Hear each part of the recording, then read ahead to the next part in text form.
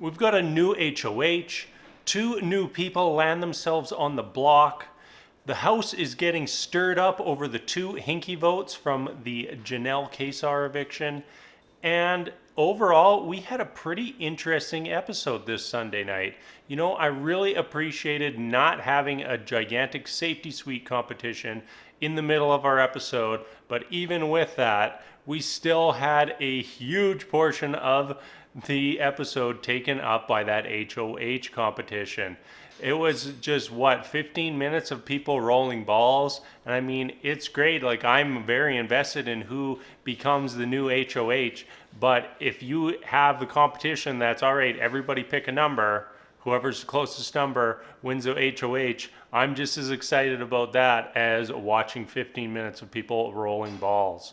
I was pretty happy when I saw Enzo win the HOH. You know, one of the first things we see out of him in the diary room is, I want to get blood on my hands. I want to get blood all over me. I want to shake things up. And that got me excited. I'm like, oh, is he gonna really go for it and throw up like Ian and Nicole, really shake things up, you know, put the House on notice? And then we end up with Kevin and Kaser on the block. And I was just like, come on, Enzo. That is like the easiest path you could have taken.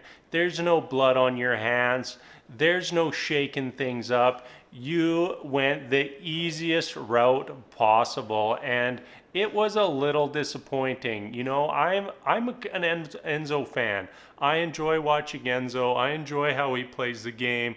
I like seeing him throw those rogue votes every week. I liked seeing him handle how talking about the rogue vote that he's through this week. And overall, I just think that he's an enjoyable person to have in the house. But when you say you're ready to get blood all over you, at least do something. Throw somebody up. Throw Ian on the block besides Kaser. You know what? All of a sudden, the entire house is thinking about Ian in terms of eviction now. Throw Nicole F up there. Same thing. Get that in people's minds. Instead, he picks Kevin to go up beside Kaser, and Kevin is like the ultimate floater in this game.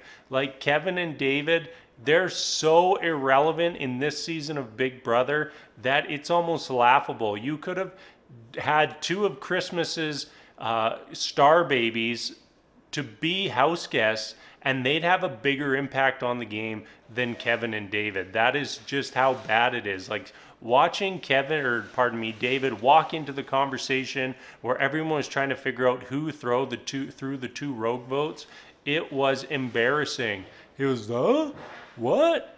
And if you go on Reddit at all and follow the Big Brother subreddit, and you see all the posts about David and him running around the house looking for the immunity idol, or the things that he's said off camera that makes it blatantly obvious he does not even understand the rules of Big Brother, it's laughable. And really, you could have replaced him with literally anyone who's ever played Big Brother, and it would be more of a competition. All right, enough of my little David rant for the week. I'm sure I'll have another one on Wednesday and Thursday and next Sunday until he's evicted from the house, but time to carry on with the rest of our episode.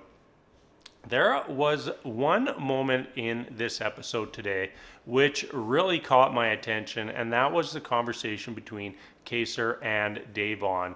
And the one part that really struck me was Kaser saying that, you know, him coming back on the show was really to show his family and show his kid to stand up and not just do the right thing, but to show people that there are people like Kaser in the world, and they're just normal people like you and me, and not somebody to target just because the color of their skin, who they or which church they go to, and any of that. And I really think that it's important for all of us right now to see those people having those conversations. And I really hope that we find some way to keep Kaser in this house for a few more weeks. because I think it's important that he's there. Same with Davon. All right, I think that's it for tonight. You know, new HOH, Enzo. New nominations, Kaser and Kevin. Thanks for the cop-out, Enzo. And then just everybody going crazy over those rogue votes. Oh, I guess I didn't really dive into that much. You know, it was Danny and Enzo who threw them. And Danny was getting a little obvious on how she was going about trying to pin the votes on Davon and Bailey. Meanwhile, Enzo just kind of went with it, and no one would ever suspect that it was him. All right, now we've covered everything. That's going to wrap up our Sunday night edition of Big Brother. So until Wednesday, hope you guys have a fantastic start to your week, and until then, I will see you later.